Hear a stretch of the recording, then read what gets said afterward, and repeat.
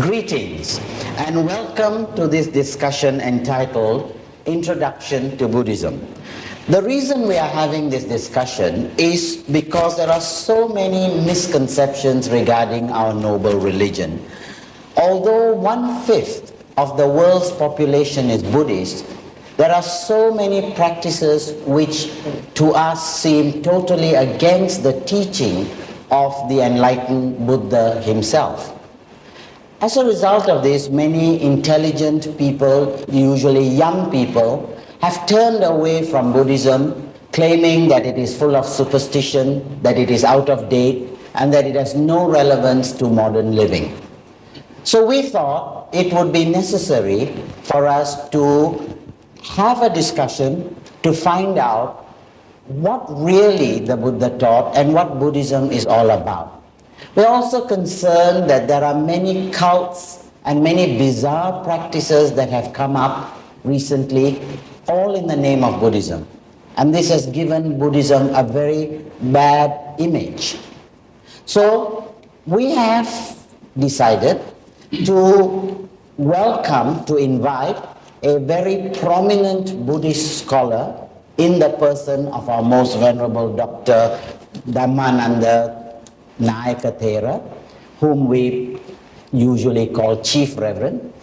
Our Chief Reverend has been in this country for more than 40 years preaching the Buddhist teachings to people.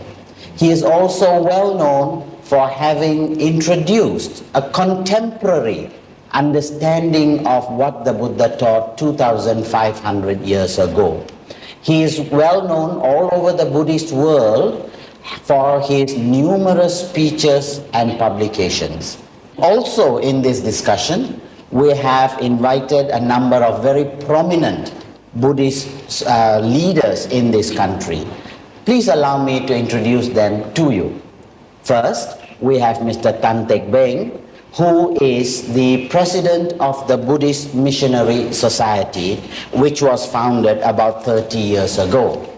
Then, on his left, we have Mr. Ng Hong Pao, advisor to the Malaysian Buddhist Association. Mr. Ang Chu Hong, advisor to the Young Buddhist Association of Malaysia, and Dr. Kumarasiri, Vice President of the World Fellowship of Buddhists. I am Vijay Samaravikrama, and I am a member of the Sasana Abhivuddhivardhana Society in the Brickfields Buddhist Vihara in Kuala Lumpur. The discussion that we are going to have will be divided into 3 parts. The first part will be entitled, Why Religion? The second part, what is Buddhism? And the third part, Buddhist practices and beliefs. We hope and we know that our most venerable chief will be able to enlighten us on all these topics, and we will have a much better understanding of what Buddhism really is. Now, without wasting any more time, it is a privilege and honor to call the first member of the panel, Dr. Kumarasiri, to ask his first question. Dato. Thank you very much, Brother Vijaya. Most Venerable Nayaka Mahathera, this is indeed a great privilege and honor for us to be able to be with you this morning and to share with you your wisdom and insights into different aspects of Buddhism.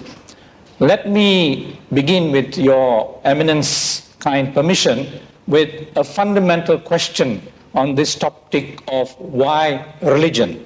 And that is, what is religion to start with? And a corollary to that fundamental basic question is, what is the genesis of this thing we call religion? Or how did religion arise in the first place?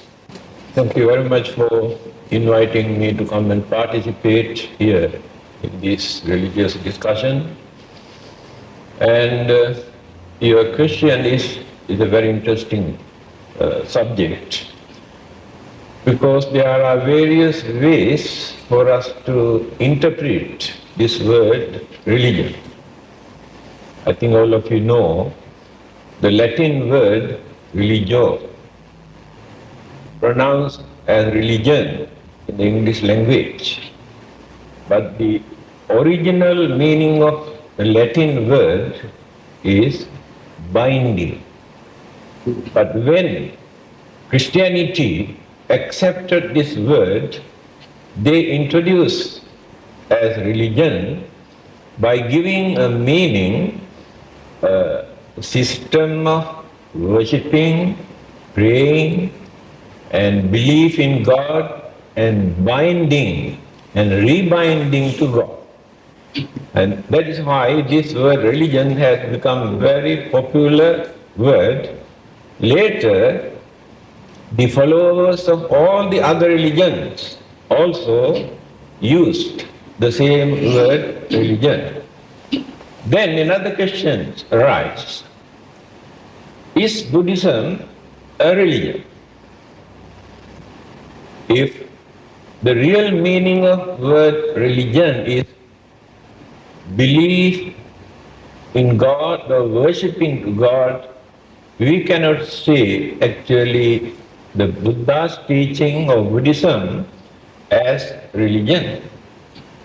But if we give a wider interpretation to this word, religion means a righteous way of life for human beings to cultivate, to find out the purpose of life and the liberation from physical and mental sufferings. Then we can accommodate that word religion into Buddhism. On the other hand, why this word religion appeared in the man's mind? According to the various observations, people say, at the beginning, when people had various kinds of fear, suspicion, insecurity feeling, who could not understand the nature or the natural phenomenon, they thought there must be some sort of unknown, supernatural, powerful force. By worshipping or praying, they thought that they will be able to get rid of such disasters or destructions and problems that they had to face. That is how people started this word religion, and as a system of worshipping, and later enlarged, elaborated, explained in various ways. Thank you, Venerable Sir, for that very sharp introduction to what religion is. And you can already begin to see that Buddhism does not really fit into this description of religion. Right? And there's another problem that really bothers us, and maybe we could ask Mr. Tan Tek Beng to ask the next question. Mr. Tan. Chief Reverend, today there is a tremendous resurgence of interest in religion in the world, all over the world. Many people believe that religion is man-made. Now, with the tremendous advances in science and technology, they seem to think that they can have all the pleasure and happiness in the world. What do you want? Do you think that man really needs religion today? Actually, not only religion, everything that exists in this world is created by the human mind. Although people believe that religion has come down from heaven, but many people maintain religion is discovered, introduced by the human mind. In the modern society, no doubt, people have developed their intellect. Intellectual aspect of human mind alone cannot serve the mankind. That intellect can become the most dangerous force which they can use for destructive purpose.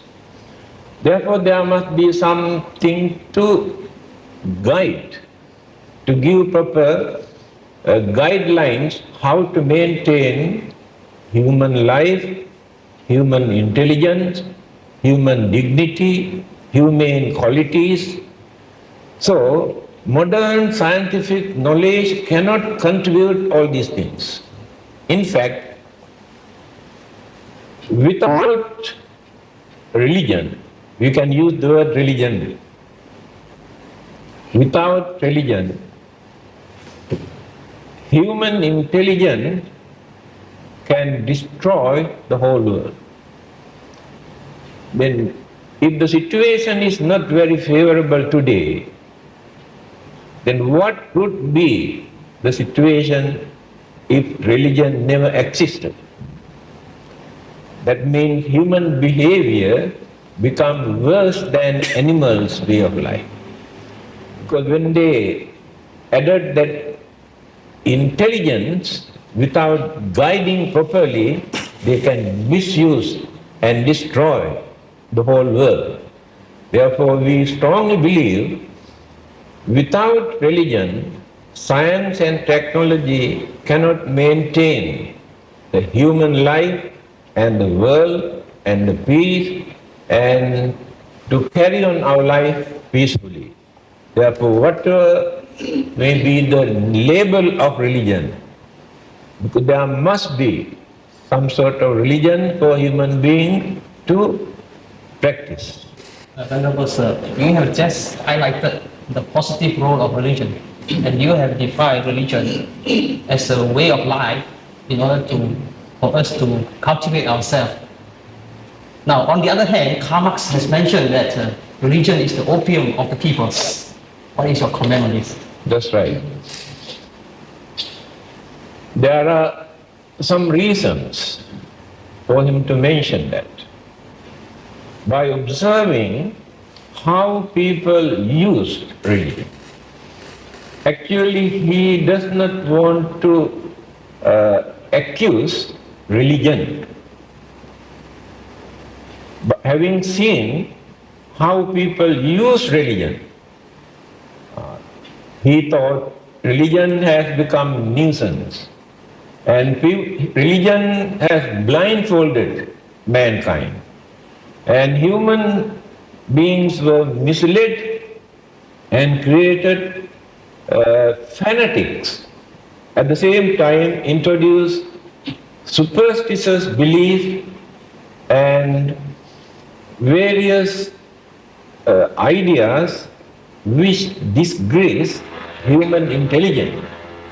On the other hand, since it is very emotional issue, when it is introduced, human beings take this very seriously.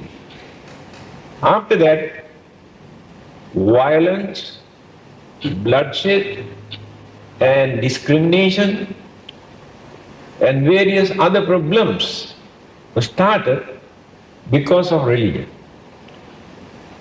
There are people who are not belong to any religion, who do not believe in God or heaven or hell or karma or anything. But we can see in them some sort of gentleness. They behave as gentlemen, although they have no religion. That means what we need is not the religious label, but religious principle. Those who have no religion also observe, respect religious principles. So, do we need Buddhism? Certainly. In other words, religion is not necessarily an opium. It can also be a stimulant for our thoughts, for our behaviors. Yes. Most Venerable Nayaka Mahathera, I think you brought out into perspective very cogent points. First is that religion is not something that is being given or handed out from some unknown place That's right. of origin, but it is something that has developed from humankind. And that there is basically in the human psyche a need for spirituality and religion. And that's why this has developed through the evolution of humankind. Is that a correct assumption, or is there any other explanation to that, Most Venerable Chief Reverend?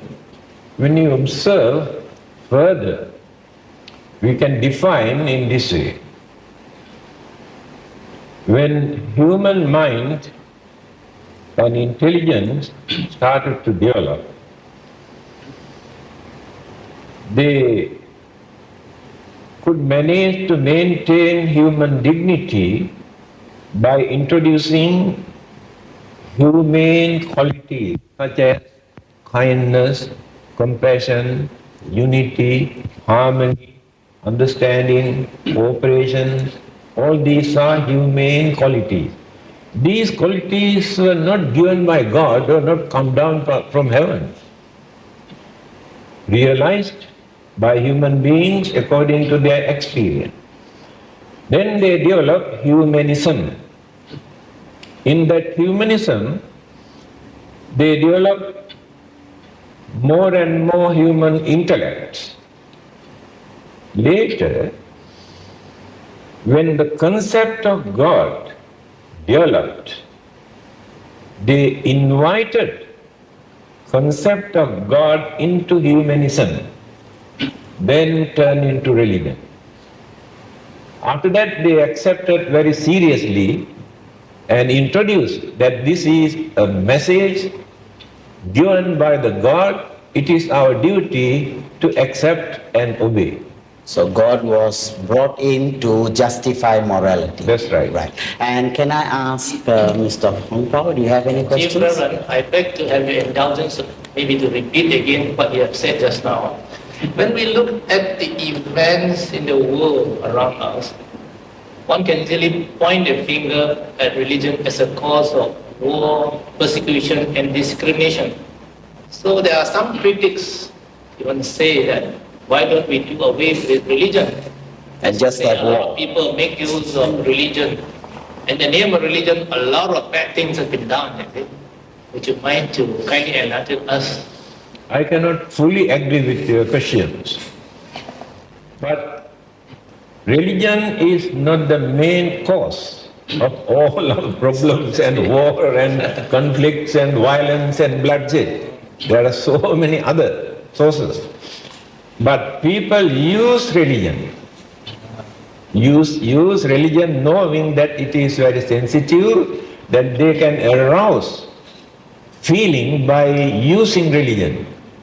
After that, they maintain superiority, complex, and they introduce that their religion is the only true religion, then created some sort of fanatics, then discrimination, misunderstanding, ridiculing, accusing, try to maintain some sort of very unpleasant situation by using the name of religion.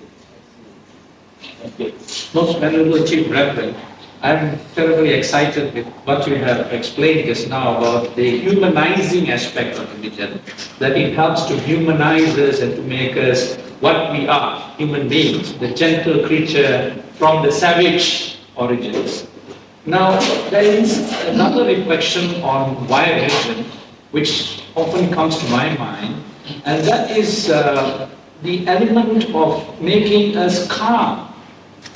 That I find, at least in my own reflection, that religion helps us to be a more calm, collected, mindful being. Is that an element of religion, or is it a byproduct of religion? May I have your wisdom on this, Most Venerable Chief Reverend? Why religion is needed is only human beings follow the religion.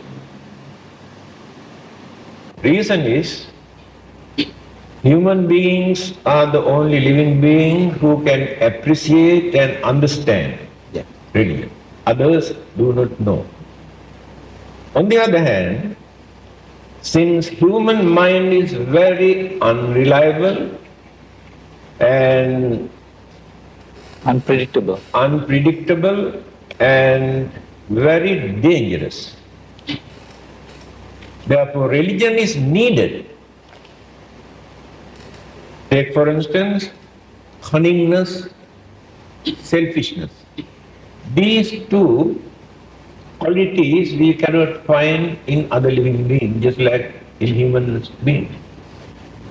But without religion, science or technology or any other subject, it is impossible to train a human mind to live as real human beings.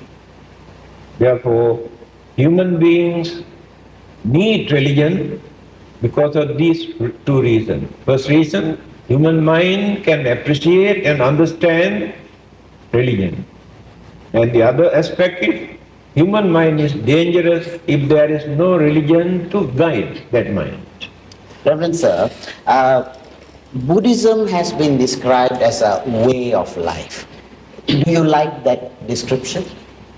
This interpretation was given by the Western scholars, since they don't like the word religion. But when we say a way of life, I think we lower the status of Buddhism. That is why I mentioned earlier, it must be a righteous way of life for human beings to practice in order to find out the purpose of life and liberation. Thank you, Reverend. The human mind, as you say just now, is a very dangerous, shall we say, organ available in man. So I believe that in the mind there are always defilements and purities. We cannot say that person is totally bad or totally good. So the religion, the role of religion is, I believe, is to make man perfect. So do you think it is possible for religion to do this nowadays, in this world today, with all the distraction, and the attraction that science and technology bring about? Well, human mind is the same. Because the Buddha says, Pabhassaramidam bhikkhave cittang panchako agantukehi upakkilesehi upakkilitta. At the initial stage, human mind is very pure. Later, when the faculties, senses develop, that human mind absorb or bring external objects into that mind and pollute the purity of the mind. And that polluted mind can be purified only through religion. There is no any other method. In the modern society, there are so many ways and means that they have introduced to arouse temptation, at the same time The senses. to arouse the animal nature of human mind. By nature we have animal nature, human nature. Also we can say we have divine nature. Here divine means sublime state. By nature we have. But certain forces suppress and certain forces arouse according to the circumstances and way of life. So in the modern way of life, everything is being organized and introduced and exposed to arouse the senses and the pleasure and the temptation. That is why people are not interested to devote their time for religious practices, because they think whatever they want to do, religion say no, shouldn't do. Therefore they don't like religion. Especially young people. So the modern cult trying to introduce religion in such a way to provide something what people need. Then they like it. That means deterioration, not the development.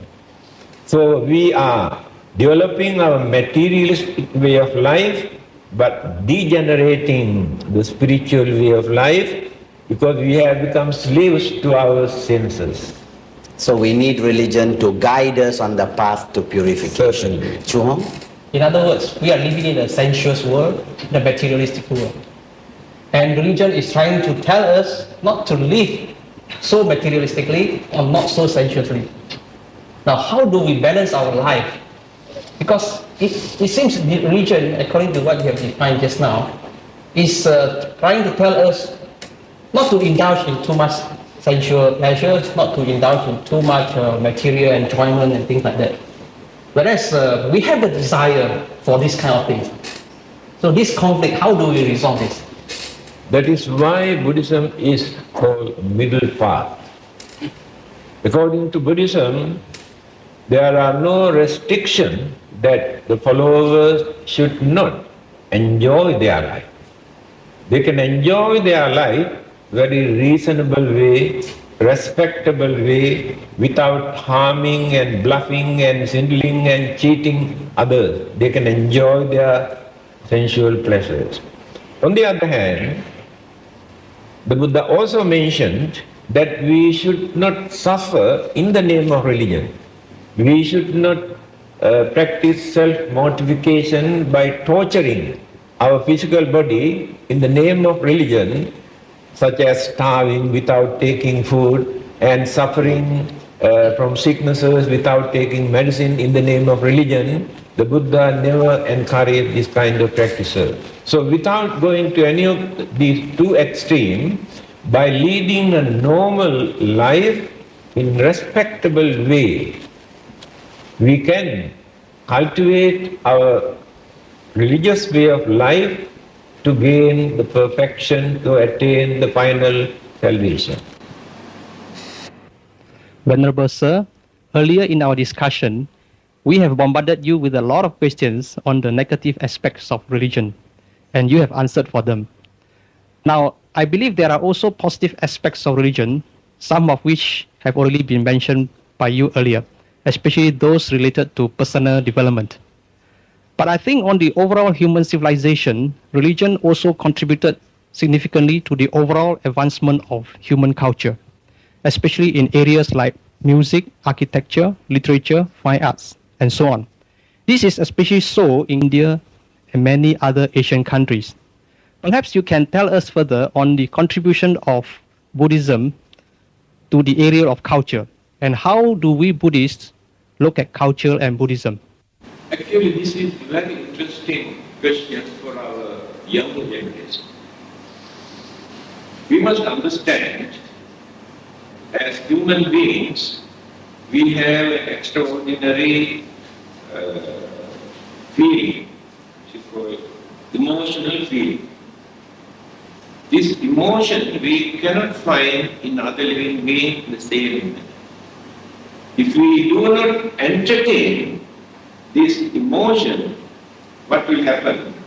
Human mind can become very aggressive, very violent, and can become skeptics, and also very stubborn. This cultural way of entertainment, supported by religion, especially in India and China, contributed a lot to calm the human mind and get into religious way of life through these cultural practices. Therefore, culture or cultural practices promote religion, and religion support cultural practices to entertain human emotion, to maintain normal human way of life. Therefore, culture and religion are interrelated. If you are going to separate these two, what will happen? Religion become very dry subject. Dry philosophy or psychology, it won't last long. So we could manage to maintain this gentle religion for the last 2,500 years because of this relationship, our culture and religion combined together.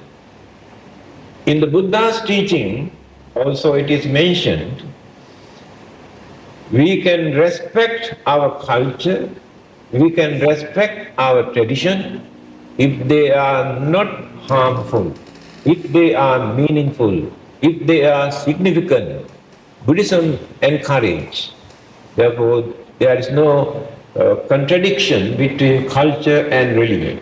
Thank you, Reverend Sir, for reminding us that we can be human and Buddhist as well, because a lot of people don't get that important connection between life and Buddhism. And we have, I think, time for one more question. May I? Can I ask Hong Pao first, and then... Chief Reverend, I'm very impressed by your explanation between the relationship of culture and religion.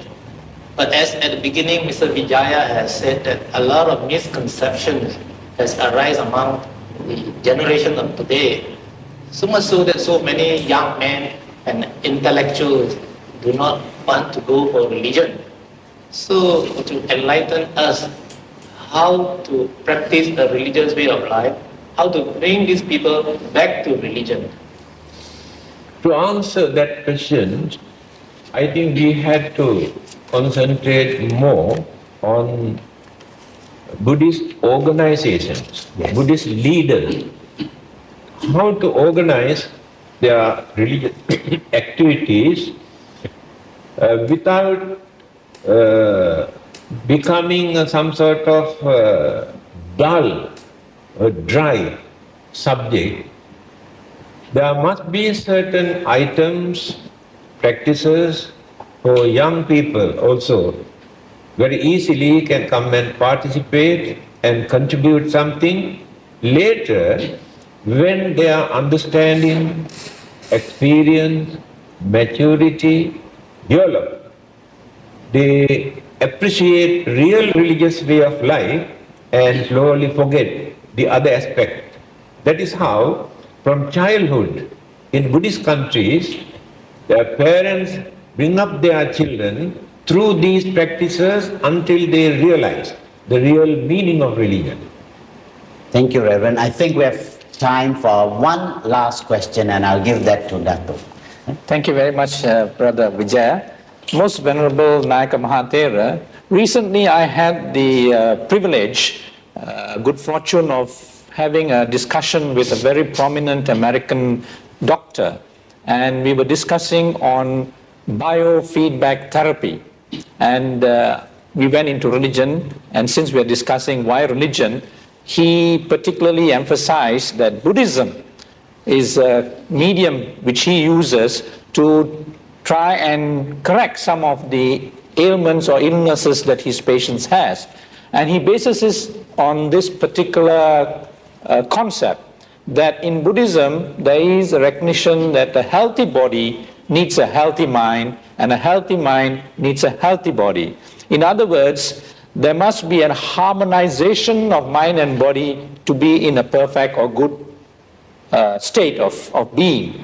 And because there is disequilibrium or disharmony between mind and body, then we have all kinds of problems of insomnia, aches, diabetics, and depressions, and etc. What is your comment on this particular aspect of Buddhism as a religion? I think the Buddha has given the answer directly to a discussion. He has said, when the body is sick, don't allow your mind also to be sick. You can maintain healthy mind although you are sick. Then you can influence your mental energy to overcome many of your sicknesses. When we maintain pure, healthy mind without allowing that mind to create tension and frustration, disappointment, then the mind gets the chance to relax and calm. After that, that calmed mind influences the glands of the body, brain cells, neurons, then blood circulation, hormone. After that, normalize the organs of the body. The mind is responsible. When the mind is upset, we can understand, we have experienced also immediate bad effect. Physically we had to experience. So it clearly shows mind is responsible. Modern scientists as well as doctors believe more than 90% of our sicknesses actually are created by our mind due to polluted mind. When the mind is pure, then the whole system, the physical system also get the chance to work in normal way. Then we will be able to get rid of sickness. Today, more and more sicknesses appear because the human mind is very badly polluted. Tension, fear. Thank you very much, Most Venerable Sir. Thank you, panel. And so, brothers and sisters, I hope we have gained some kind of enlightenment on why religion. And we also hope that you now are beginning to see that Buddhism is not religion as it is defined in the dictionary, it's something more. It can help us in our life today. Now, we would like to invite you to listen to the next series in the series, and that is entitled Why Buddhism? We've asked why religion. Now let's go on and ask why Buddhism. So stay with us.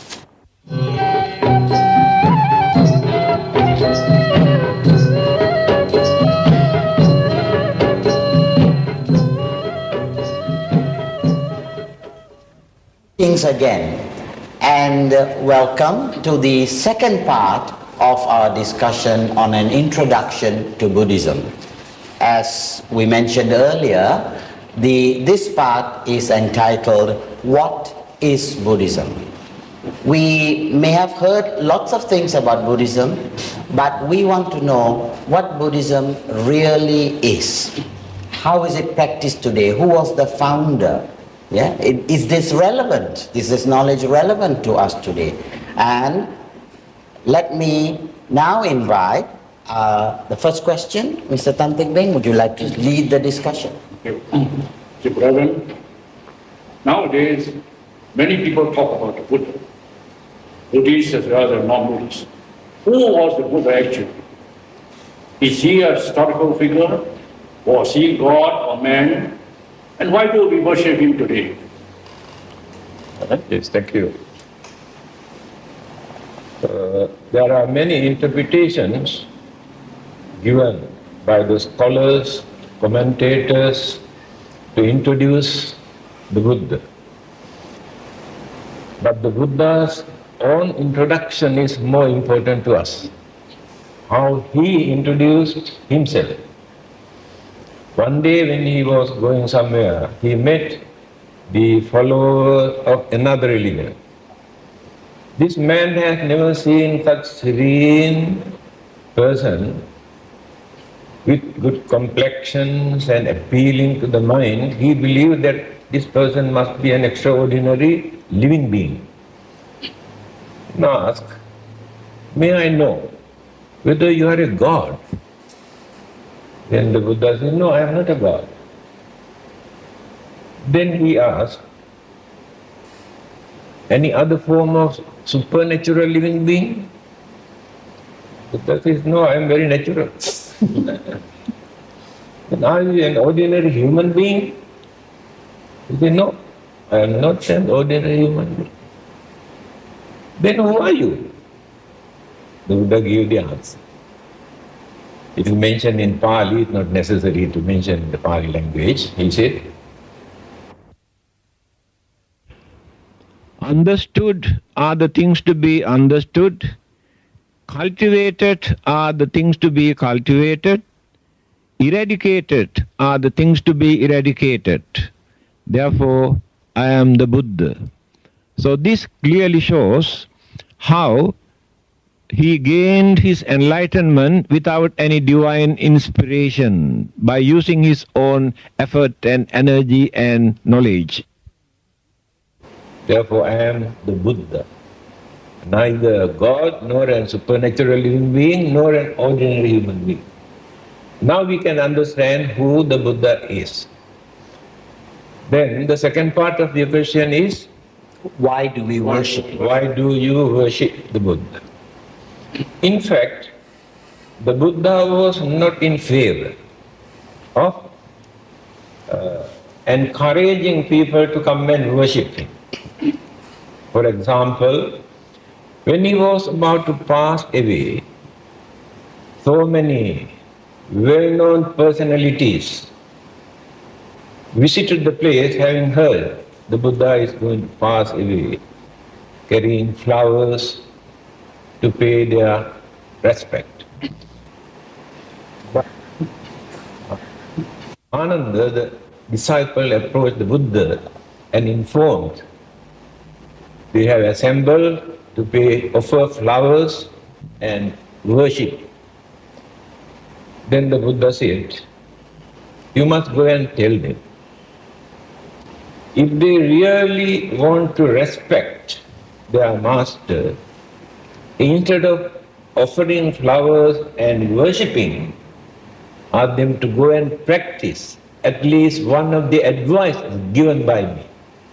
That is the highest way to pay respect or to worship the Buddha. On the other hand, we should not use the word worship. We do not worship the Buddha. It gives entirely different meaning. We pay homage. We honor him. We respect him. Not because he is a great man, not out of fear, but in appreciation of his highest achievement for gaining enlightenment. We honor him, we respect him. Nevertheless, Venerable Sir, Buddhists, either for worshipping or for paying homage, do keep Buddhist Buddha images in their homes or in the temples. What is the significance of this practice? Yes. Human beings need some sort of religious object for them to concentrate or to pay respect, to recall either the God or the founder of a religion, so that they get more inspirations and devotions and confidence. Although the Buddha did not encourage anybody to erect an image of the Buddha, later the followers started to erect the Buddha image because they need of the Buddha, known as Vakkali. Every day come and sit down in front of the Buddha, and he was gaining some sort of inspiration and happiness by watching his complexions and serenity and features. Then the Buddha asked, Vakkali, what are you doing here? Then he said, I really admire your beauty. Then the Buddha said,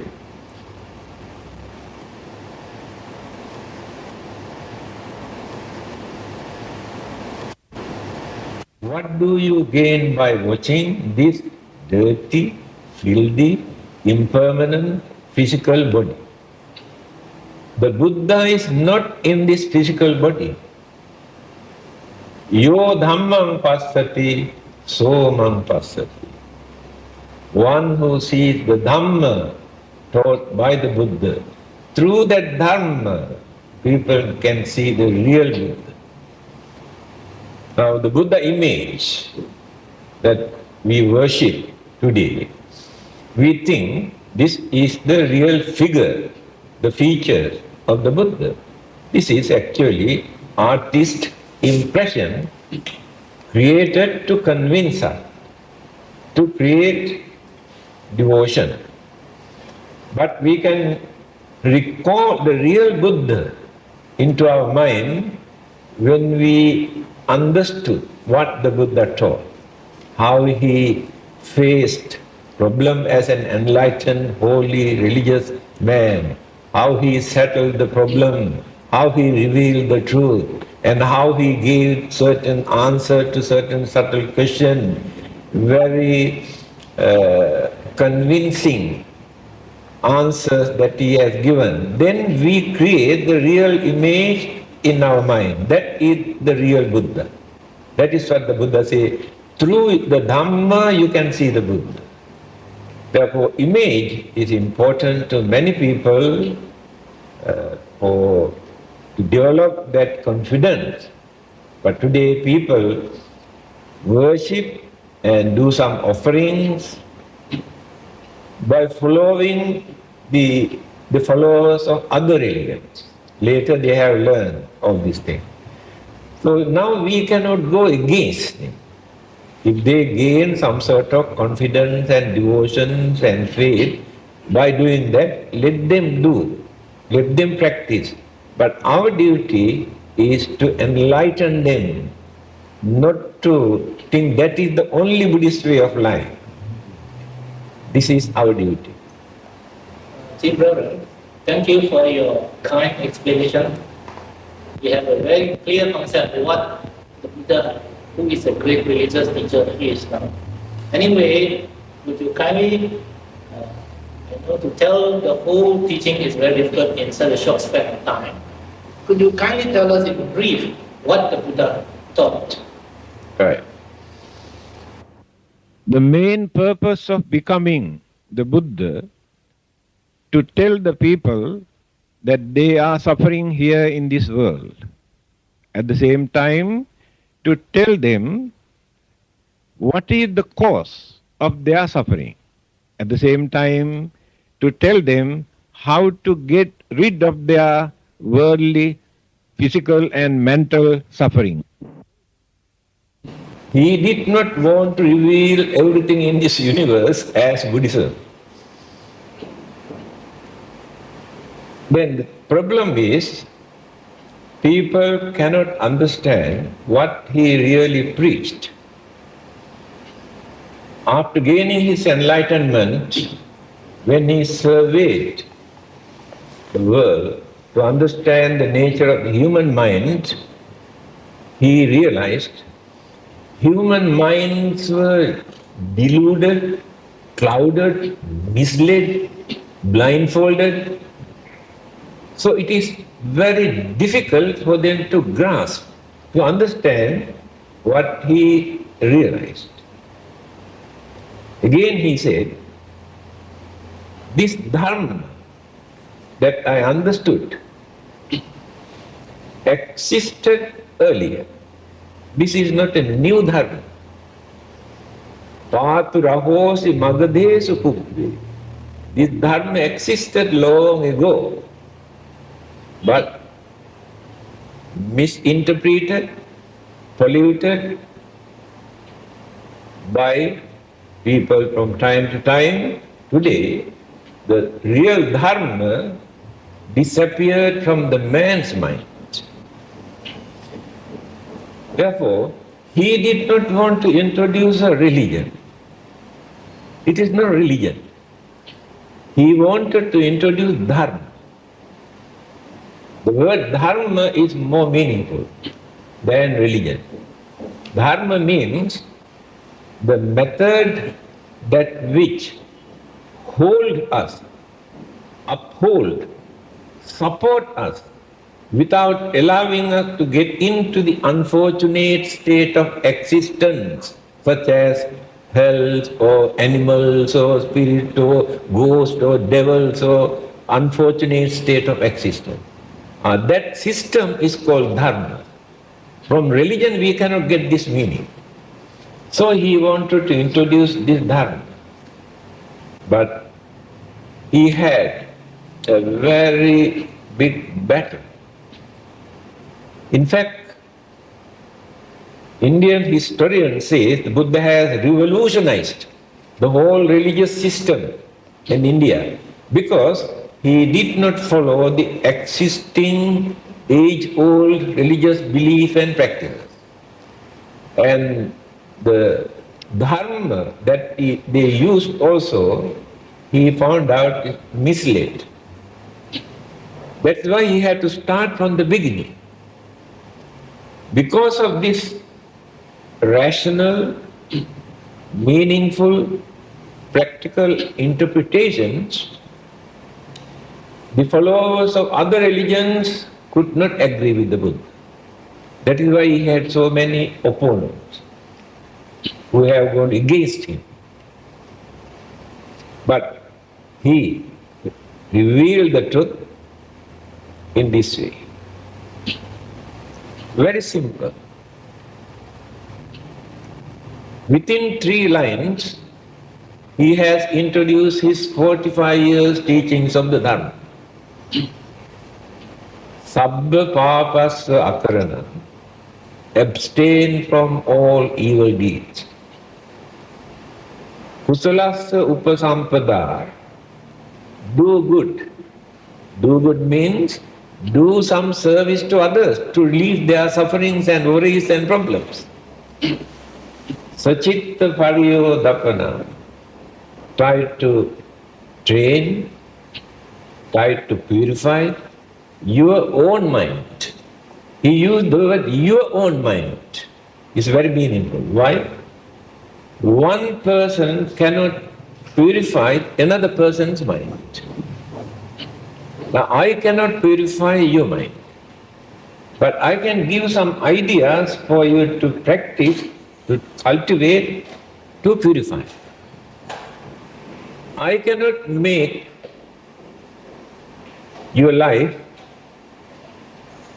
for you to get angry. I cannot create anger in your mind. But by taking some word or having seen certain thing that I am doing, you get angry. Then who created that anger? Not by me. You created the anger in your mind. So, the Buddha says you must try to purify your own mind, means without depending on others. Before his passing away, his parting word, Atta Deepa Bhikkhave Viharatha Atta Sarana Ananya Sarana. You must try to develop your self-confidence. People have no confidence in them, that is their weakness. The Buddha tried to cultivate that confidence. That is why they always go and worship and pray and take refuge in this God and that God and worship these hills and rocks and jungles and trees and idols and because they have no confidence. If they have confidence, all these activities are not important. Because that confidence completely give courage and knowledge and understanding for the human mind to face our problem, overcome our problem, to avoid our problem. Then, if we take refuge in you, now we take refuge in the Buddha. The Buddha says, you take refuge in you. Don't take refuge in another person. That means your own self-confidence. That means by taking refuge in another person, you cannot gain your final salvation. Tummehi kiccang atappang akkhataro tathagata. Tathagata means Buddha can tell you what to do. But the Buddha cannot do for you to get rid of your suffering. So you have to work by following the guidance and instruction of the Dhamma taught by the Buddha, if you want to get rid of your suffering, by worshipping the Buddha, by worshipping to God, by worshipping to and praying to God, the Buddha says you cannot get rid of your suffering unless you purify your own mind, unless you cultivate your own self-confidence. I remember, Chief Reverend, you have said elsewhere that the doctor can give you the medicine, but you have to drink the medicine That's to right. be cured. This is what you said some time ago. Right. Next question, please. In your exposition just now, it seems that there's a lot of stress on the mind. For example, the Buddha's teaching is summarized into the 3 sentences: avoid evil, do good, and purify the mind. The last part, purify the mind, may not be found in other religions. But here in Buddhism, you have mentioned we have to purify our mind, and it's all on our own. Now, how to purify our mind? Can you explain on this? This question is very important. All the other existing religions encourage people to develop faith and belief. Buddhism, or the Buddha, never encouraged people to develop belief or faith, because faith and belief are going on changing according to knowledge, experience, maturity, understanding from time to time. He advised us to cultivate only confidence. Confidence we cannot create. We gain confidence naturally when we are convinced. According to our own conviction, we gain that confidence. Then, Buddhism says, whatever you do in the name of religion, it is impossible for you to find out final salvation. Salvation means liberation, freedom from suffering.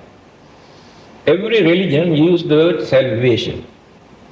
That means they know very well, here we have no freedom.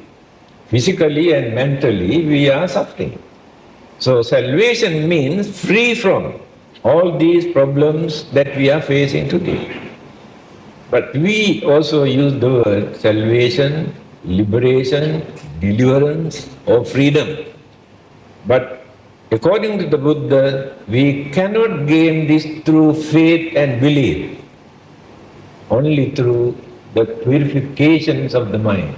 So Buddhism emphasizes only purity of the mind, not the belief or the faith.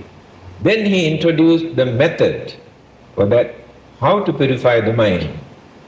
That means through concentration, without creating imaginations in your mind, allow your mind to relax, and one-pointedness to relax that mind, then the mind can bring back the lost energy that we have wasted during our lifetime through the senses. Then we rejuvenate or strengthen the mental energy. Then we gain more confidence, more courage and energy and wisdom, finally enlightenment and salvation. The Most Venerable Nayaka Mahathera, I think we have come at a very critical and interesting point in our discussion on what Buddhism is all about. And today it is a fact of life that we live in a very materialistic world. On the one hand, we have been told to try and get as much as we can in this life, accumulate as much wealth, be successful in getting all kinds of successes in various endeavors. In this context of the materialistic civilization that we live in, what is the relevance of Buddhism? In other words, is Buddhism practicable in present-day modern context? I think today this question is very important. There are some people who maintain that if we want to practice Buddhism, we must renounce the worldly life and keep away from all worldly enjoyment and lead isolated life without associating with society. This is entirely wrong. The Buddha started from the very beginning to build up our way of life. He said, as worldly people, you must have 4 kinds of happiness. These 4 kinds of happiness are Atti Sukha, Bhoga Sukha, Anana Sukha, Anavajja Sukha.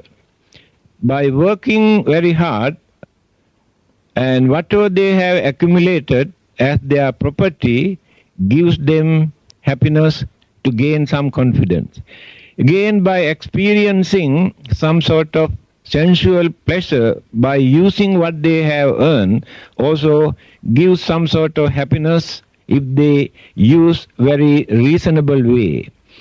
Again, without borrowing anything from others, without depending on others, if they can manage within their means to maintain their life, that also gives happiness. Last one is Anavajja Sukha, blameless or harmless life gives happiness. Again he says, Arakha Sampada, Utthana Sampada. Don't be lazy. You must do something. After working according to your understanding, capacity, your knowledge, what you have learned, you can do something. Then what you have earned, again he says, you must know how to protect. Don't neglect. Then duties and responsibilities toward the family and the wife and the husband and children and relatives and the friends and the country and the nation and the government, all the duties he has mentioned. So he did not introduce meditation directly for people to go and practice Buddhism. After cultivating, having gone through these channels, when the more and more maturity, understanding appeared in the mind, people come to know, after all, this life is just like a dream, nothing but dreams. Then they start to think very seriously to make use of this life to cultivate, to do something as well as to mold, to shape the next existence if they want to prolong in the samsara. Because many people try to see the end of this cycle of birth and death, but it is not so easy. But those who want to stay for a long period, then they must prepare. Only human beings can do that. Even devas, brahmas, or any other living beings, animals cannot do that. This is the opportunity of becoming human being. While experiencing wonderful life, if we use our mind properly, we also can mold our next existence while we are living here. So, without fear, without worry, without confusion, because we have confidence that we have not wasted our life and we have not harmed others, then the next existence cannot become unfortunate one. Therefore, Buddhist contribution to the worldly life or the modern life, very practical. At the same time, they should not neglect that worldly life is permanent and eternal and must be changeable and unpredictable. Therefore, we must prepare for the final salvation also. Can we get married and remain good Buddhists? Well, the Buddha has said, it is a blessing if a man can find suitable partner for his marriage. And at the same time, if a woman can find a suitable partner for her marriage. If Buddha goes against the marriage, how can he say like this? Again he says, these are the duties of the husband toward the wife. These are the duties of the wife toward the husband for their mutual understanding, peaceful coexistence. Then again duties toward the children. Yeah, I think, Chief Reverend, you have touched on the Buddhist views on our economic and material way of life. Now, there is another aspect which we the lay Buddhists always face, and that is the question of politics. Can we Buddhists participate in politics? And to what extent? How many Buddhist countries are there in this world today? Do you think they are not politicians?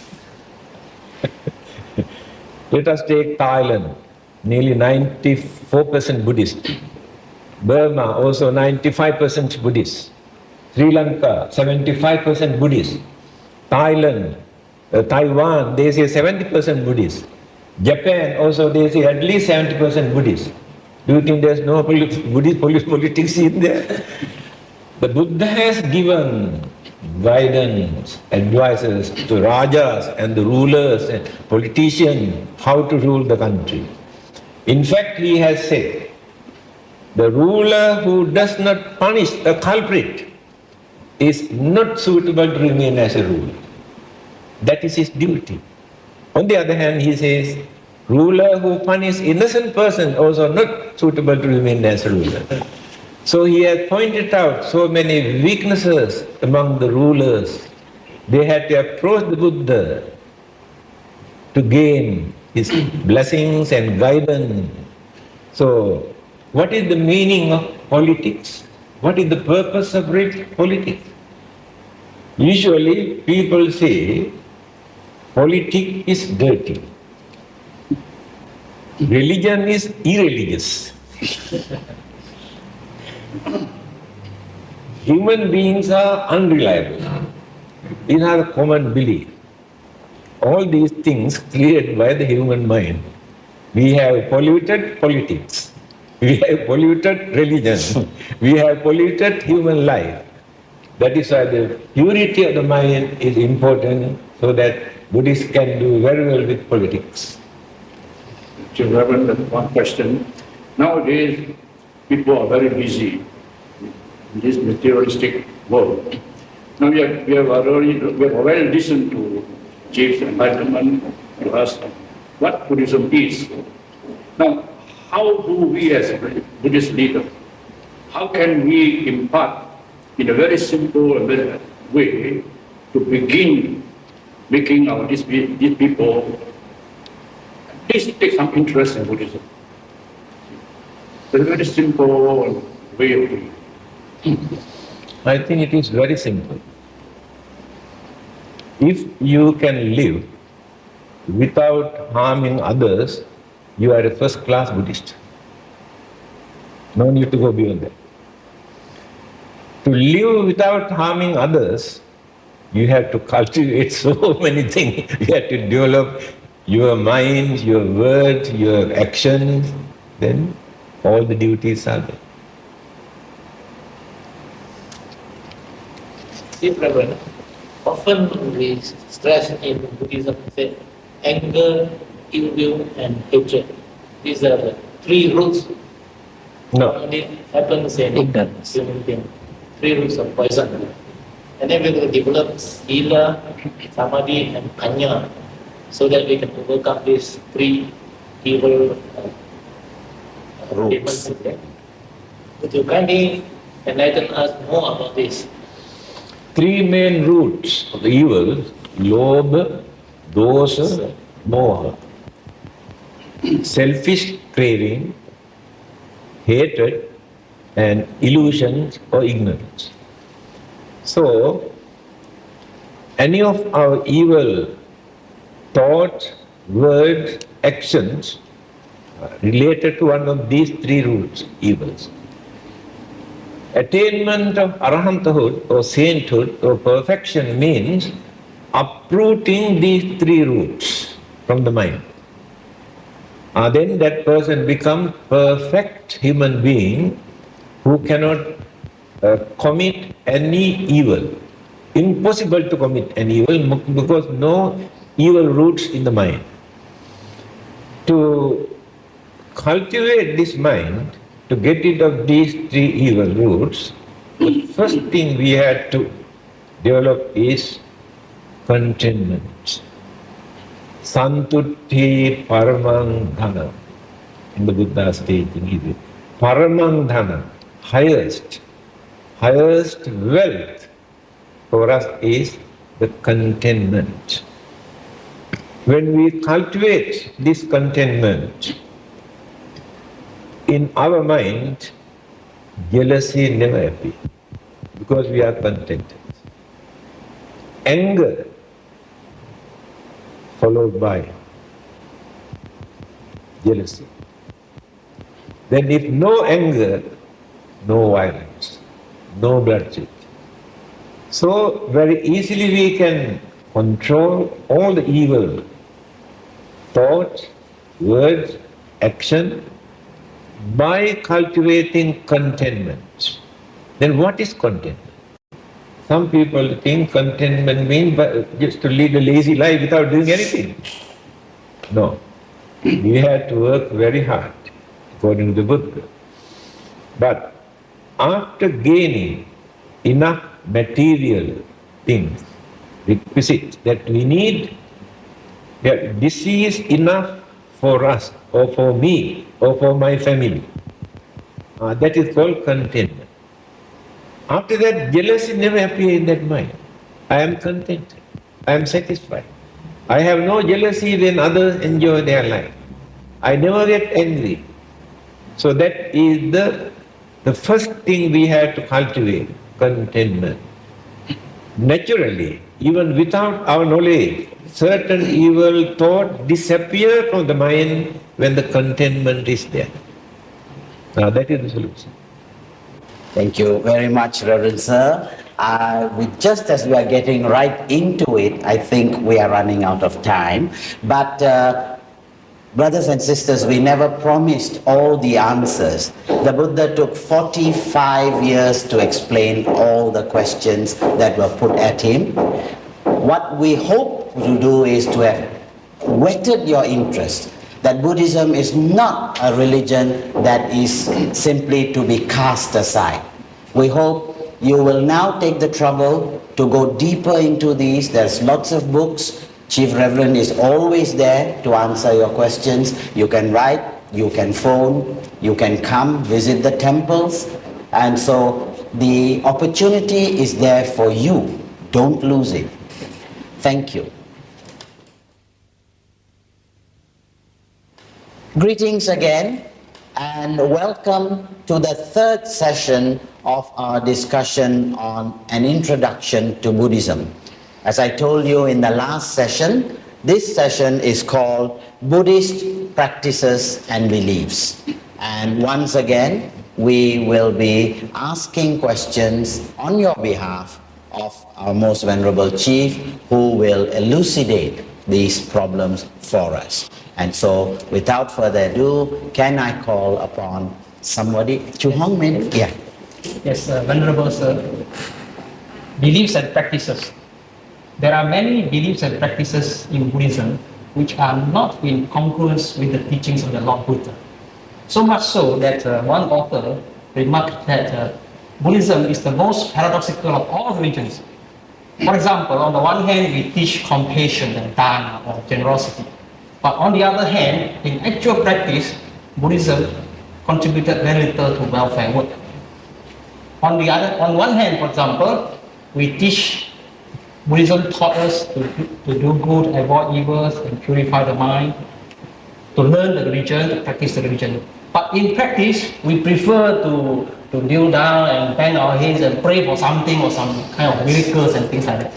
So much so that people say we Buddhists do a lot of meaningless things. So I would like to hear some comments on this. Yes. It is not so easy to answer these questions because people have traditional practices that they maintained for thousands of years. When Buddhism started to develop from country to country, people have incorporated those existing traditional belief and practices into Buddhism.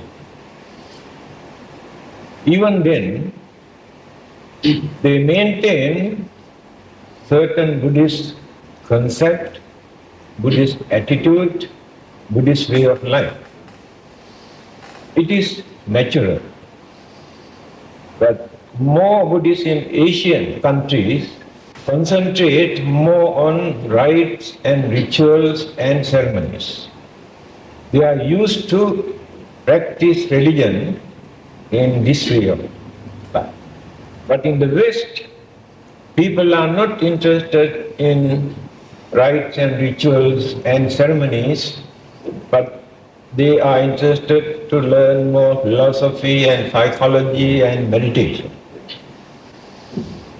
The thing is this, we have to consider how long that religion can last if they have not incorporated religion into their culture, into their tradition and into their way of life.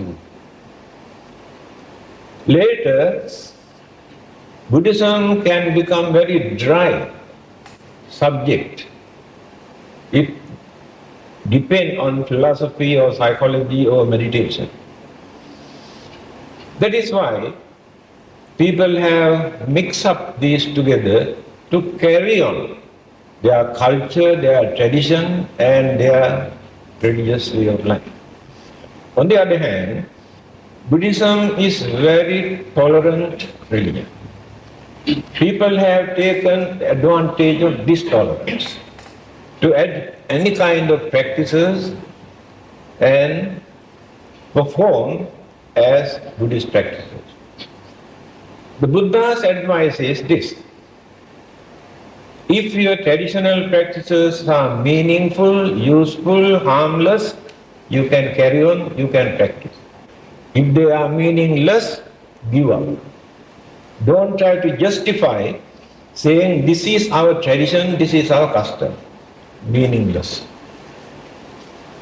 Then, what people are doing or practicing in this part of the world, now let us take Buddhist funeral rites.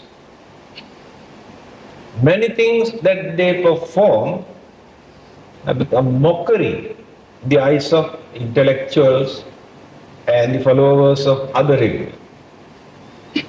But we try to justify, this is our tradition, this is our custom, we have to pay respect to our departed one in this manner. What we have to do, we have to clarify this. This is our traditions and customs and culture. This is Buddhism. When we point out separately these two things, then there will be misunderstanding. Otherwise, when we observe very carefully the Chinese funeral rites, we can see there are many un-Buddhistic, like slaughtering animals and offerings.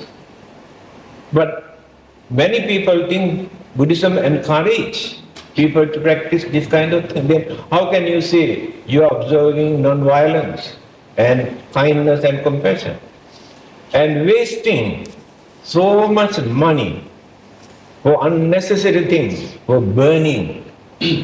So this Buddhism never encourages for these practices. But if you can explain to others, these are our traditional practices, and although Buddhism does not encourage, we perform these things, but there are many who understood, who had the courage to give up so many unnecessary practices. Time has come for people to minimize as much as possible those unnecessary religious rites and rituals, because it is mentioned in the Buddha's teaching.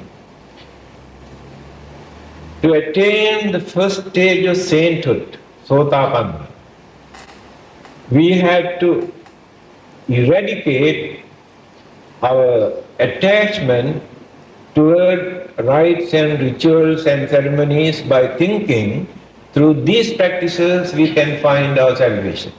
Therefore, these things can become hindrance instead of supporting for us to lead the Buddhist way of life.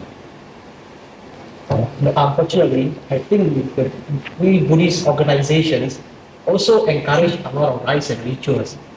Some Buddhist organizations organize activities with plenty of rites and rituals. But isn't ceremony necessary for institutionalized religion? Ceremonies are important for those who have not studied Buddhism. Let us take, for instance, children who have not learned anything, who cannot understand anything.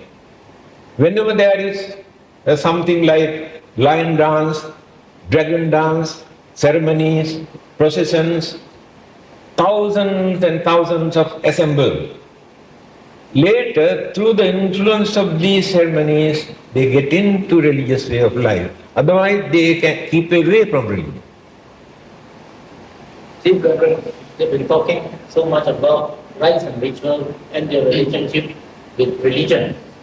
I beg your indulgence to elaborate a bit further, because men in the street actually not very clear about rites and ritual and their relationship with religion, especially at the time of the birth, marriage, and at death. A lot of ceremonies taken place. So how can Buddhism satisfy these needs? This question is very important to find out what happened to Buddhism in India. From time to time, there were so many aggressive rulers who tried to destroy Buddhism. They have done a lot of damages, massacred millions of Buddhists and monks and destroyed temples. Later, foreign invaders occupied India. They have attacked and destroyed and burned temples, pagodas, libraries, not only Buddhism, Hinduism, Jainism and Brahmanism and various other isms. Later, all the others slowly developed their religious way of life, but Buddhism completely disappeared from India for 700 years. The main reason is those Buddhists, especially Buddhist scholars and the monks, who try to introduce Buddhism, they have devoted their time, most of their time, for philosophy, psychology, and metaphysical subject, and which ordinary people cannot understand, not useful for their day-to-day life. They have not contributed many things for people to maintain as Buddhist way of life in their day-to-day life. I don't think they ever had a funeral rite according to Buddhist religion at that time. After birth, there was no such ceremonies or blessings, and weddings, according to other religions, they had birth, wedding, death. On these three occasions, all the other existing religions paid more attention to give blessings and advices, but Buddhism ignored these three occasions. That attitude has become the main cause of the downfall of Buddhism in India. When I came to this country 43 years ago, I have not seen any new couples who even come to the temple to receive the blessings during their wedding. But later, it has taken some time for us to encourage and explain why the blessing is necessary in that special occasion. Now, government has recognized and given full authority for the Buddhists and other religionists to perform marriage and issue the certificate. After that, many people who have never seen, never visited the temple, started to visit the temple. Then they get used to the place, then they learn religion, then they feel that there is some sort of connection, communication, relationship with the temple and the monks and the members. Therefore, it is very important to introduce those three occasions: birth, weddings and funeral. Most Venerable Nayaka Mahathera, at the beginning of our discussion, we had talked about worship and worshipping as important elements of religion. And another important element or ingredient of religion is the concept of God. Now, in terms of the Buddhist perspective, what is the relevance of worship or worshipping in terms of Buddhist practice? How important is this and what place does it have? And in terms of the concept of God, what is the Buddhist thinking, attitude on the concept of God? Can I just add to that and ask rituals? What part do rituals play in this worship? I think I can explain later. Yes. Attend to the First question.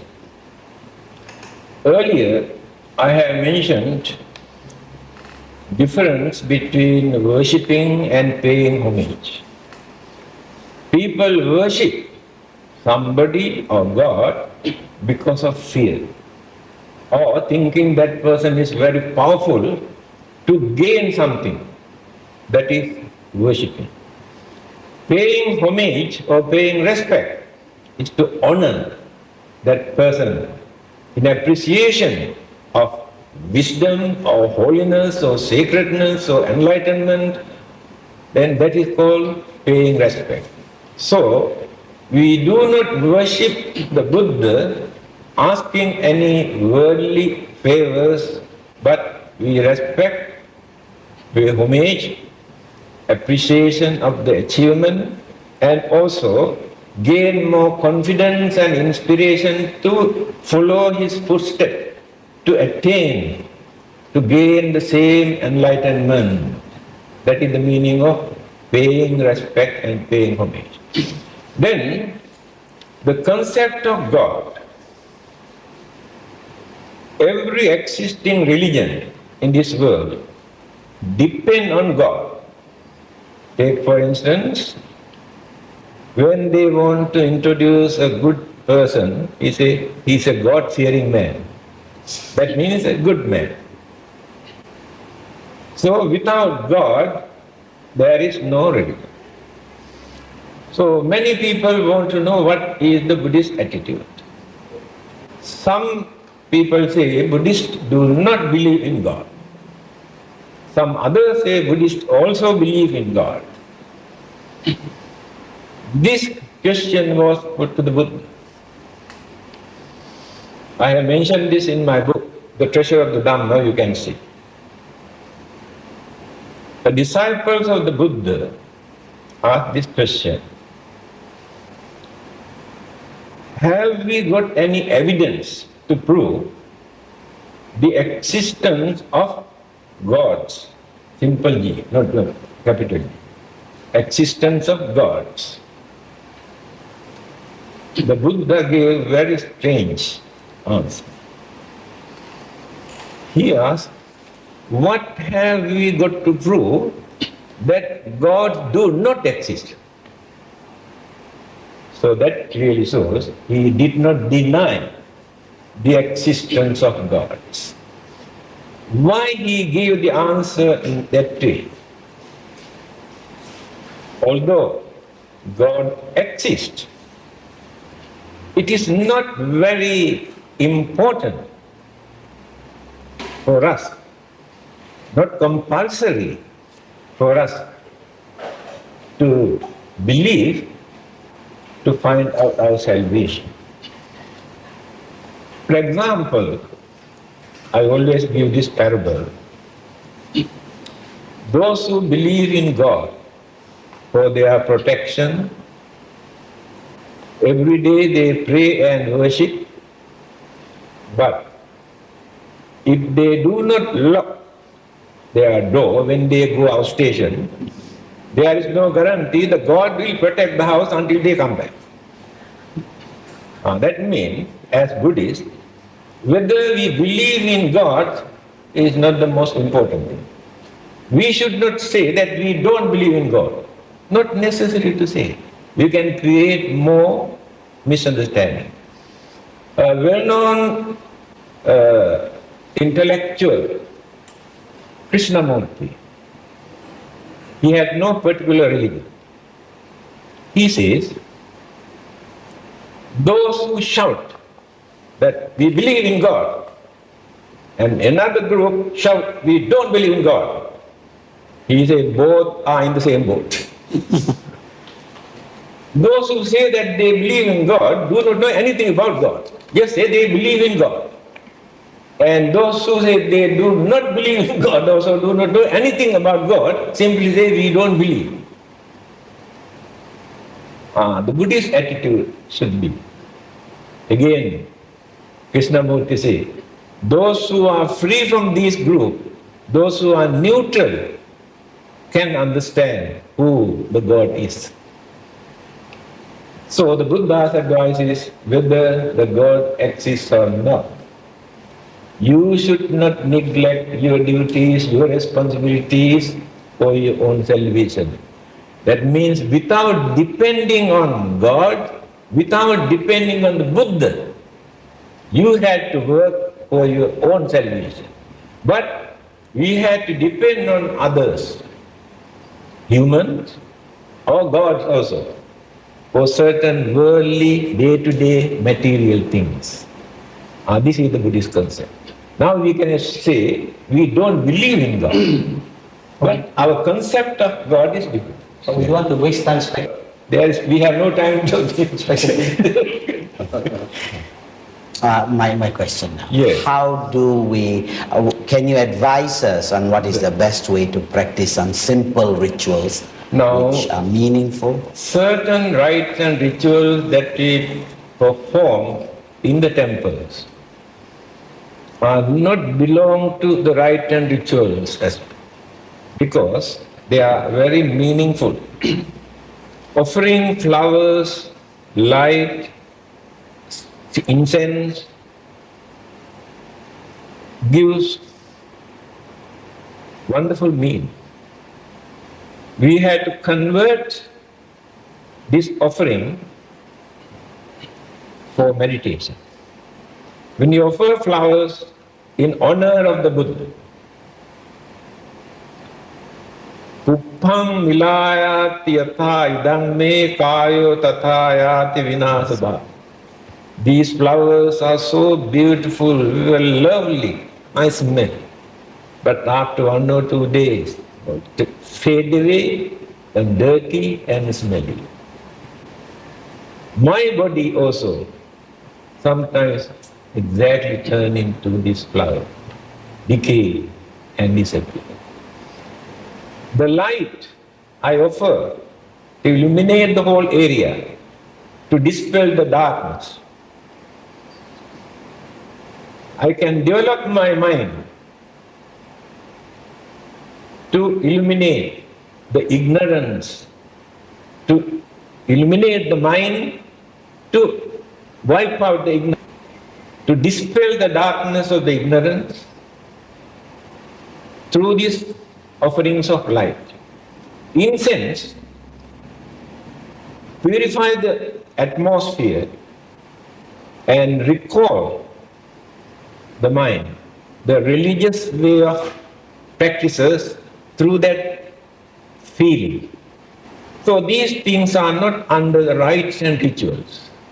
All are meaningful practices. We do not waste anything, and we do not harm any living being. We do not mislead anybody. These are meaningful practices. Besides these practices, we have so many unnecessary, meaningless right and for generations introduced by our ancestors when the education and understanding were not there in their mind to what happened to our life, what is the nature of birth and death. Just because of the fear that they have created in the mind, they introduce certain practices to get rid of such evil forces. But still people follow these things. The time has come for us to minimize all these practices as much as possible, because today people are educated. Chief Reverend, when we watch Sri Lankan, Burmese, Thai and Chinese Buddhists carry out certain Buddhist practices, they seem very difficult and elaborate to perform. Some Western educated professionals, when they watch this, they find that it is very embarrassing for them to perform. Do you think a person who does not perform these activities is considered a bad Buddhist? To answer your question, I think we had to consider very carefully, because Buddhism is a universal religion. The Buddha did not introduce a religion for people to practice according to traditional practices or belief in one particular country. When you study how Buddhism spread and existed for the last 2,500 years in various countries, we can understand people have incorporated their cultural, traditional practices into Buddhism. Although people say that they are Buddhist practices, actually the Buddha has not introduced any kinds of religious rites and rituals and ceremonies.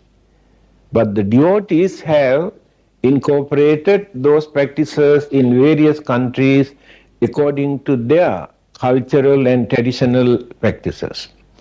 Therefore, we must understand the difference between Buddhism and Buddhist practices. Let us start from the very beginning. In Asian countries, people pay more attention towards cultural and traditional practice. And philosophy, psychology, and mental training, they consider later. First start with traditional and cultural practices to influence the masses. Those uneducated people also pay more attention when they introduce religious practices through their cultural practices and belief, because they respect their own culture as their cultural heritage. Then, after introducing Buddhist way of life and the teachings, they introduce the intellectual aspect. All are not intellectuals.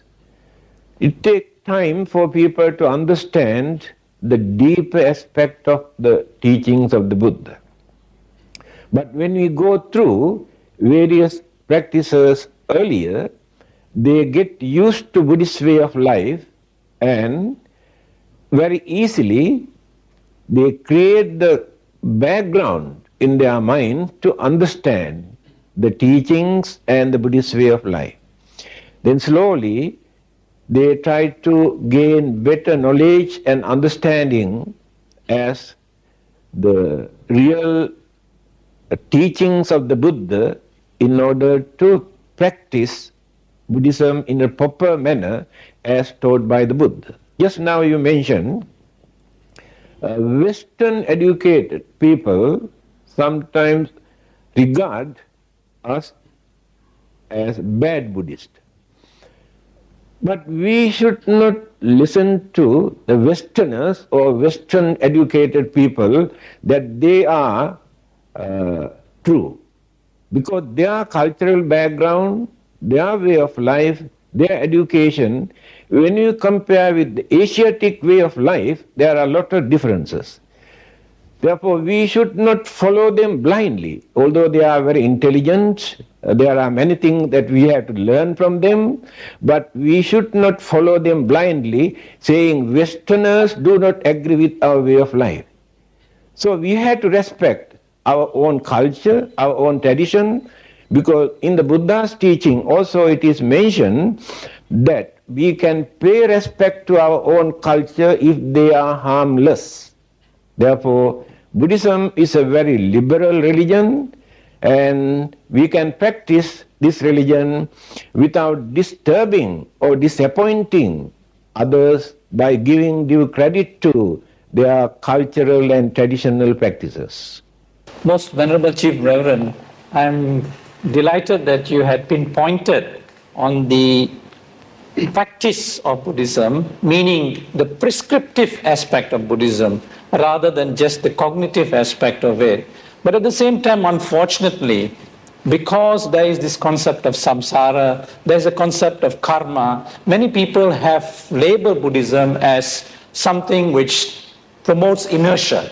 Because everybody will sit down and say, well, it's because of karma this has happened, there's nothing I can do. So they are resigned to a way of life, they're resigned to face their pitfalls, their shortcomings, their failures, and then, sort of not provide them the energies, the attitude to try and develop themselves. So I would be very much enlightened if you could try and give some focus to this particular dilemma in Buddhist societies, which is a fact in quarters who do not really recognize the prescriptive aspect of Buddhism. I think this is also another important question. Not only Buddhist, followers of many religions, we have noticed, whenever they are facing certain problems and troubles, they say what to do, it is up to him, up to the will of God. We cannot do anything. And the followers of some other religions say, oh, we cannot do anything, this is due to our own karma. They keep quiet. The Buddha did not encourage this. He has advised us not to surrender yourself to your own karma. By using your effort, your energy, your intelligence, your understanding, you can overcome the bad effect of certain bad karmas that you have committed. So therefore, simply by keeping quiet, oh, it is due to our karma, we cannot do anything, Buddhism never support. Again, there is a beautiful saying in Sanskrit language, Udyoginam Purisa Singham Paiti Lakshmi.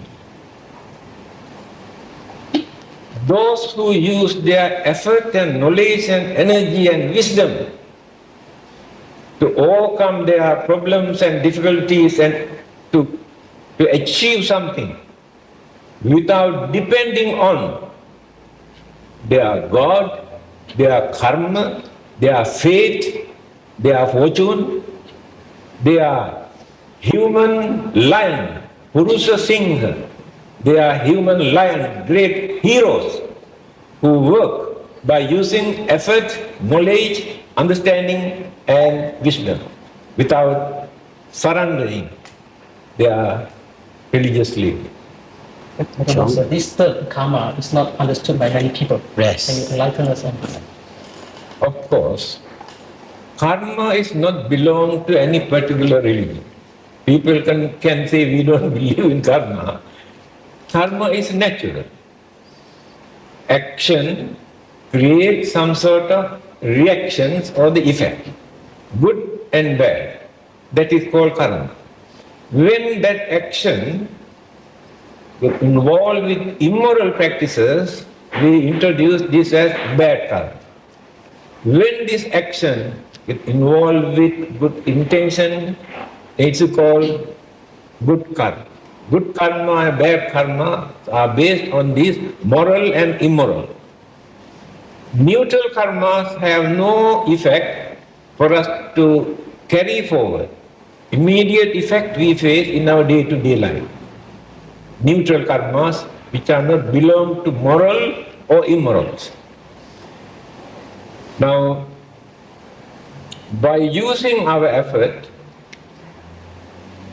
we can overcome the bad effect of our bad karma life after life by cultivating, developing more and more good karma. If we keep quiet without developing this, then we have to face, either within this lifetime or hereafter at any time, as long as we exist in this world. So the karmic effects are natural. Now, electricity, if people do not know how to handle carefully,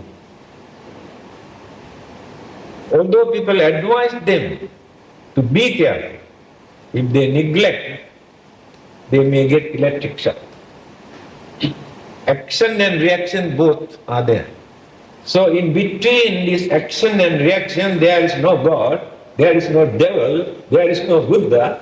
This is the nature of karma, action and reaction. It is natural. Venerable Sir, I'd like to slightly move away from this and ask you another question. All of us who are involved with Buddhist organizations, we are always faced with this problem of not having enough monks. Could you please advise us on what we should do? Because this is a real problem, and we are used to this idea that our religious life must be led by venerable monks who are not forthcoming. What do we do? Well, in Burma, there are 500,000. In Thailand, there are more than 300,000. In Sri Lanka, about 30,000. In Malaysia, we have got enough 2 or 3 monks in one temple. In certain temple, not even one monk.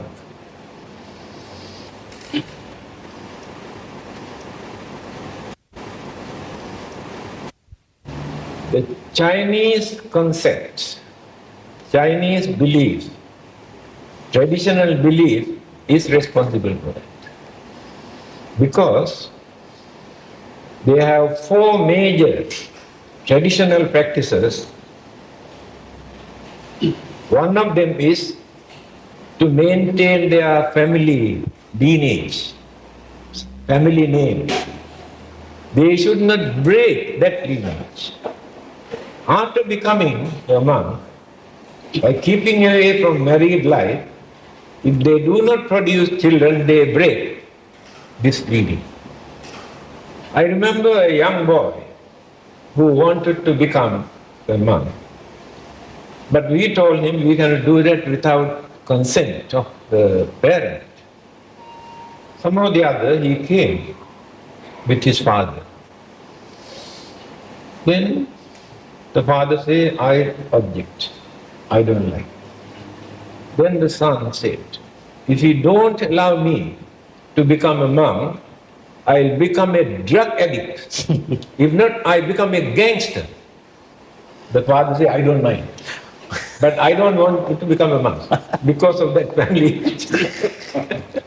Now you can understand, this traditional belief really Every year when we organize our novitiate program, at least 4 or 5 young boys like to remain in the rope, but the parents say no, cannot. Objection always comes from the parents.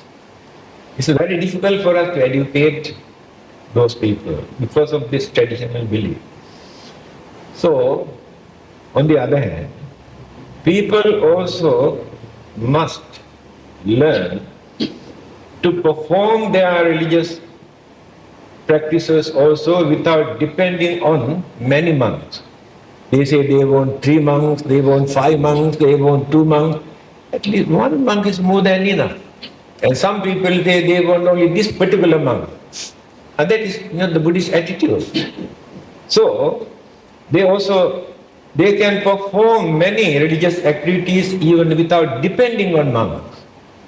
But for certain practices, monks are very important because ordinary lay devotees cannot create that confidence in their mind to gain some sort of satisfaction. For that, monks are important. So it is not so easy. And the government attitude is, without depending on foreign missionaries, to train local people. So we cannot argue with the government. But when we say local people are not interested, then the government says, then what can we do about it? It is your duty to train local people. So somehow or the other we must try to introduce, educate our elders the value of this contribution and services that they can render. Family also get the blessing if they can allow one of their boys to enter into the sasana, to serve the sasana and to promote Buddhism, to introduce Buddhism. Thank you. Last question. I think apart from the belief of maintaining the family tradition or the family lineage, another reason could be due to some negative ideas about monks or the Sangha. Perhaps you can enlighten us on the positive role played by the monks or the Sangha in our society. Well, triple gem in Buddhism, just like Trinity in Christianity, the Buddha, the Dhamma and the Sangha. The Buddha is just like a doctor who can diagnose the sickness and prescribe the medicine. So that prescription given by the Buddha is the Dhamma. And the patients in the hospital mostly depend on nurses. Nurses are just like monks. They are the ones who guide them, advise them, provide proper food and medicine at proper time and all the necessary instruction, guidance given by the nurses.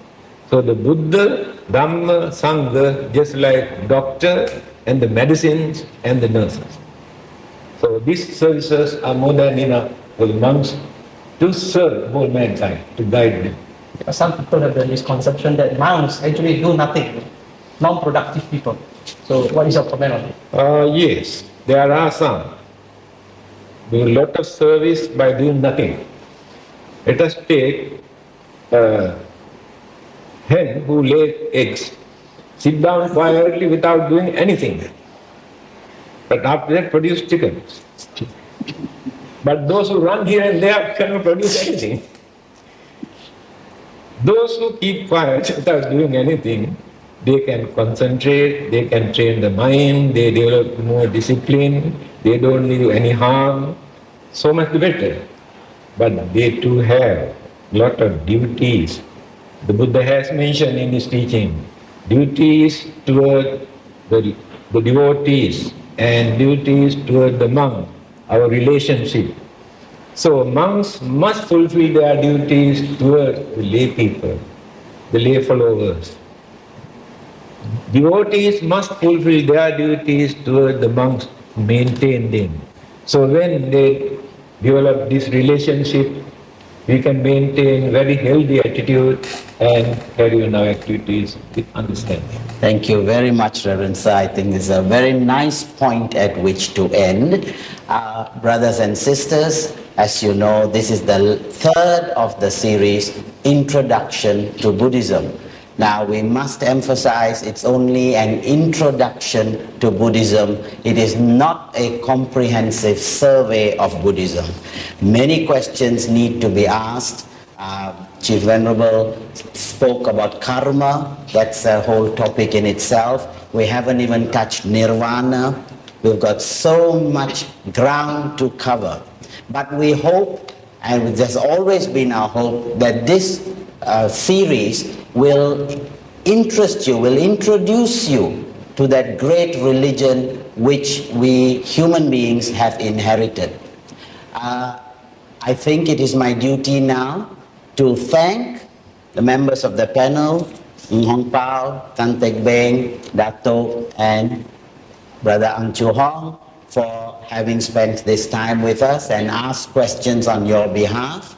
Of course, these questions would never have been answered, and answered so brilliantly and so lucidly and so relevantly, if it had not been for our most venerable chief. And of course, our chief, as he said, is the nurse. Let us not ever forget where it all began, with our enlightened master, the Buddha himself. So with this, I say to all of you, sadhu, sadhu, sadhu. Sadhu, sadhu, sadhu.